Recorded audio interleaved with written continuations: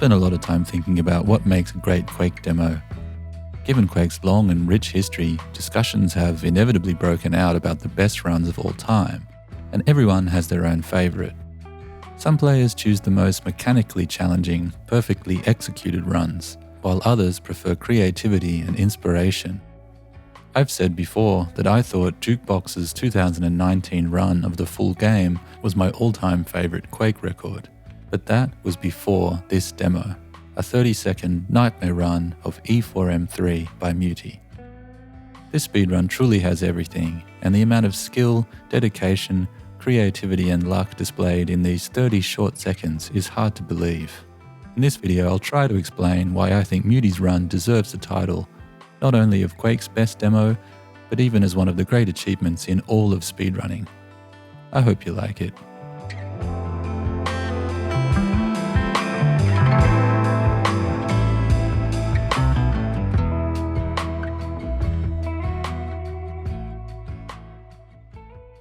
First, it's time for a little history, and I have to admit that I'd never watched this map's earliest runs. I thought I'd seen just about every demo ever made on Quake's original maps, but somehow the first few years of this level went past me. E4M3 is one of the largest maps in the game, and its most notable features are these long, narrow hallways. They're a great place to practice bunny hops, but in the early years before bunnies were discovered, they made for relatively boring speedruns. Here we're watching Jonathan doing a lot of walking in a straight line in the map's first submitted demo back in 1997. Still, even these very early demos utilized a big skip, namely a jump from this small slope to the upper level. This simple jump skipped more than half of the map and established the basic route for all future E4M3 runs. The route is fairly simple by Quake standards. After the initial skip, we grab the silver key at the end of this lava trap, run through the hallways to the silver key door, then grab the gold key and backtrack to open the exit.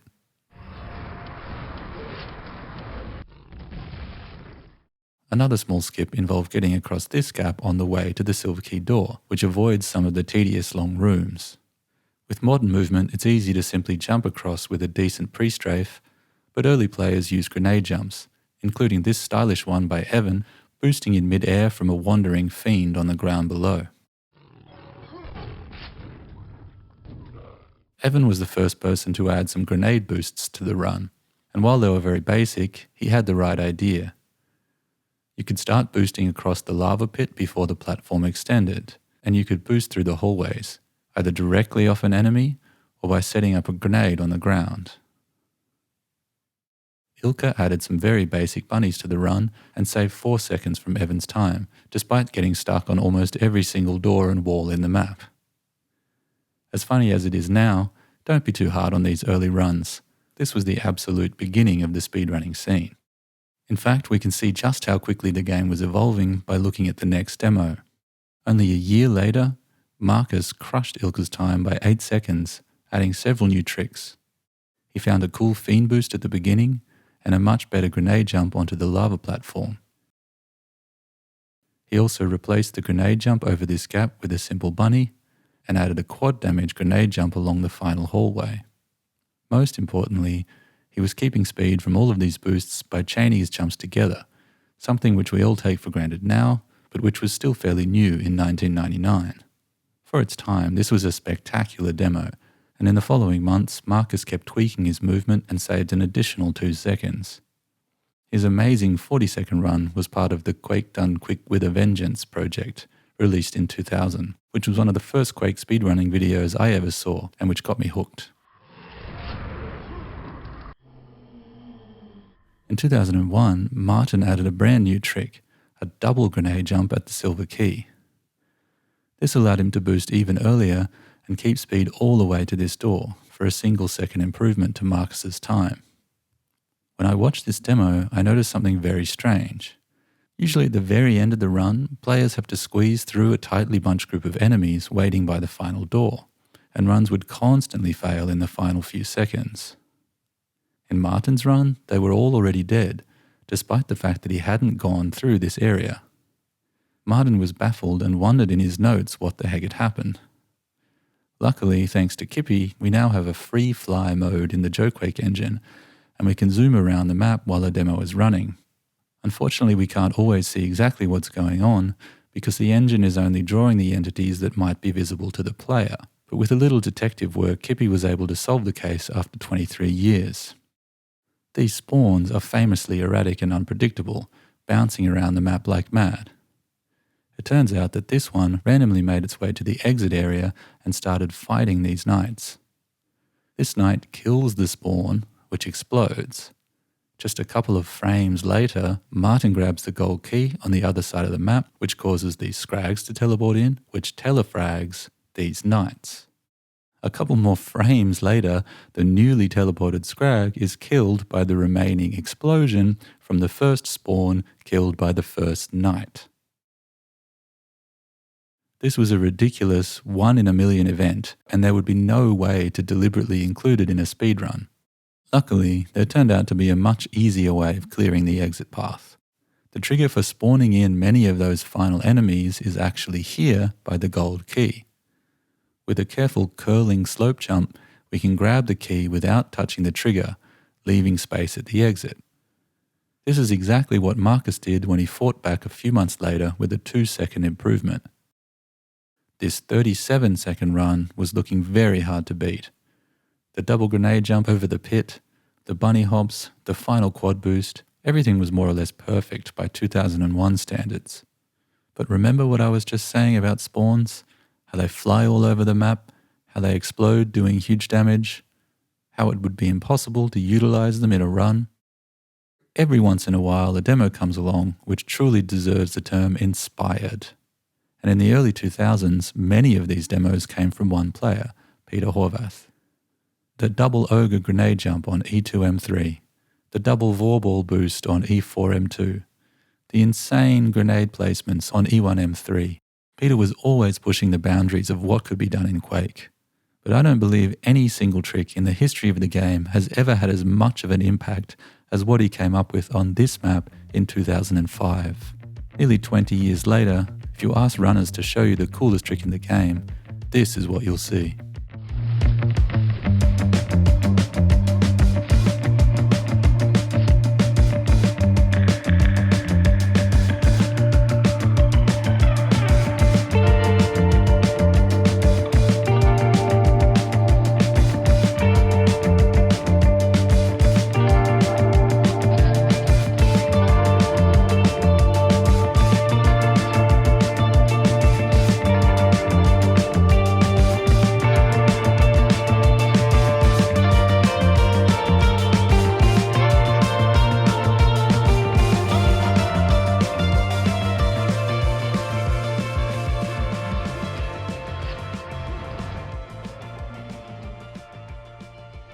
It's still hard to believe. Peter drops down into the lava where a spawn is randomly flying around. The odds of the spawn landing in this exact position are astronomically low. Peter lands on top of it and shoots a grenade while doing a full 360-degree turn. The combined damage of the grenade and the exploding spawn lets him clear the entire lava pit, and he keeps the speed from the boost up until this door. I've watched this trick hundreds of times and it never gets old. Of course, Peter still had to complete the rest of the run, and none of this is easy. He added a much earlier quad damage boost after collecting the gold key, keeping speed around this tight corner. He also didn't use the trigger skip method of grabbing the gold key, meaning that the final hallway was packed with monsters. The fact that he didn't take a single point of damage here is almost as much of a miracle as the boost itself. Look at how close this scrag shot comes to ending the run at the very last second, keeping in mind that Peter's on 2 HP at this point. Peter's demo was probably the iconic demo of the old generation of Quake, and it remained unchallenged for 18 years. New players joined the scene, movement became much more optimized, but the sheer difficulty of this single trick meant that no one could break Peter's record. As far as I know, only Chambers managed to land this trick this single time, but he quickly got stuck and wasn't able to finish the run.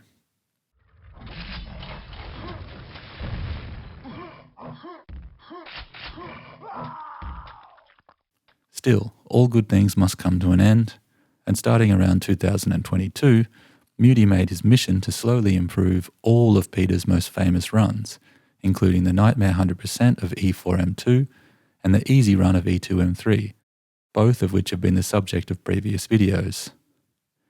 E4M3 was Peter's last remaining record, and it was going to be harder than anything else Muti had attempted. We'd known for a long time that there were big potential improvements after the spawn boost. Muti took this map's record on easy skill back in 2022 using several modern strategies. There's no spawn on easy skill, so the double grenade jump is used instead. But you can take a detour to grab the yellow armor, allowing you to clear enemies near the exit and, more importantly, add an additional quad damage boost from this doorway to the gold key. Implementing these strategies would be enough to save a good chunk of time from Peter's run. The roadblock was simply the spawn boost. Muti tried for a while to recreate it using Peter's method, but it was just too hard. As he had done on E2M3, he started to look for a more consistent setup, which would allow him to make more attempts of the rest of the run. Eventually he realized that on extremely rare occasions, the spawn would make it all the way across the bridge, and that it was possible to boost directly from the platform rather than trying to drop into the lava and perform Peter's insane strategy. Getting the spawn into position with this new technique still took hundreds of attempts, but when it cooperated, the spawn's movement was somewhat consistent, meaning the chances to at least try the boost were higher. In July 2023, Muti got his lucky break and beat Peter's record by a single second. Let's watch the run and tell me if you'd be satisfied.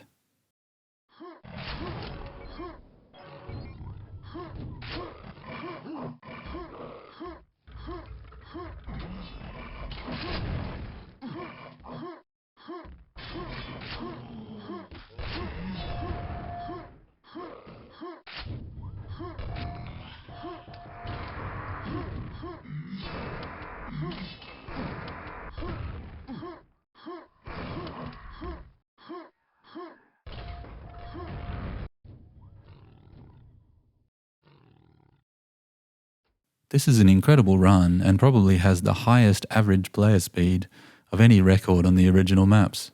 Between the Fiend boost, Spawn boost, and 2 separate quad damage grenade boosts, Muti is just flying around the map. But he wasn't satisfied, particularly with the last quad boost. Notice how he hesitates before boosting from this knight. Keep in mind that these enemies are moving around randomly and there's no way to predict where they'll be after you grab the gold key. But this moment of hesitation and the slightly suboptimal boost was enough to convince Muti to keep pushing. Still, the spawn boost was driving him crazy. It was sometimes taking hours to get a single attempt at the boost. He enlisted the help of Kipi and Shamblernaut, 2 people with some of the most in-depth knowledge of Quake's code, to try and understand what was happening under the hood and to find out if there was any way to manipulate or influence the spawn's behavior. This turned out to be very productive. By diving into the code, they were able to come up with a strategy with a higher chance of success. The key was a very precise timing between the moment the spawn first sees the player and the moment that the player is at a specific distance from the spawn. You then hug the wall to increase the odds that it goes in a straight line and hope that it follows a particular jump sequence to land in a particular place. None of this is guaranteed, but at least now there was a chance that you could predict where the spawn was going to be, and you could play in the hope that it would cooperate. Just a few short days later, Muti hit this amazing 31-second run.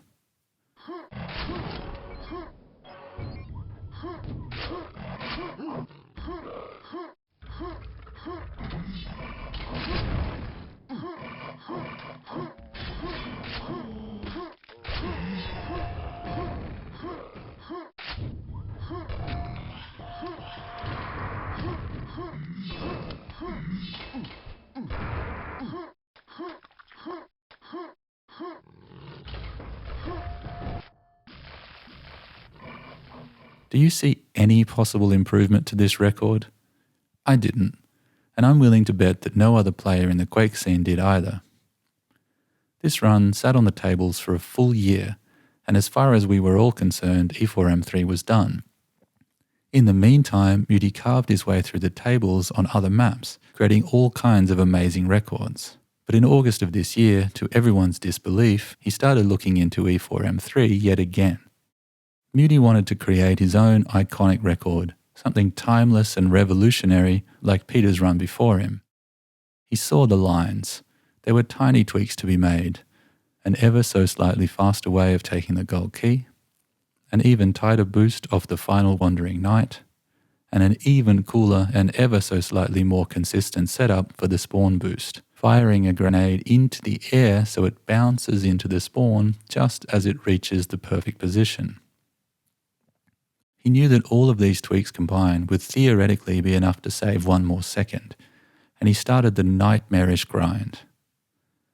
Let's take a minute to watch some of the more unique and painful fails he had to endure along the way, and keep in mind that these are all occurring after he landed the miracle spawn boost.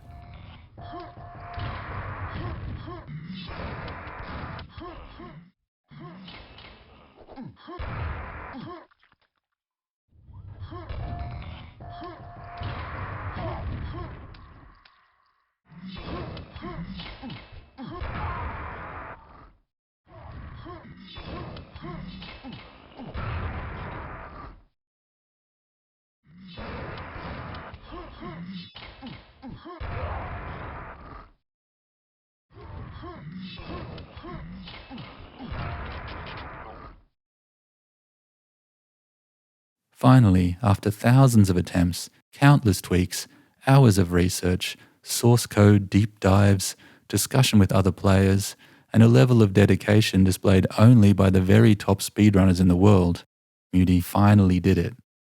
On the 24th of August, 2024, he hit this run.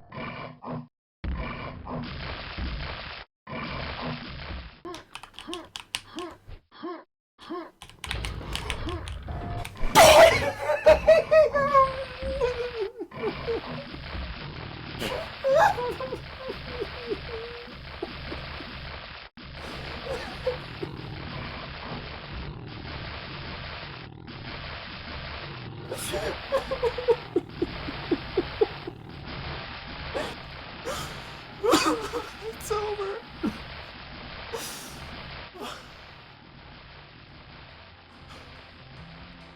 Oh my God. Muti deserved that celebration. This run is speedrunning perfection, and I hope I've been able to do it justice. I'm not sure if or when we'll ever see anything like it again. There are 25 years of Quake speedrunning history contained in these 30 seconds. Ask me again in another 25 years and maybe my opinion will have changed, but for now, I'm calling this the greatest Quake speedrun of all time. Congrats Muti, and GG.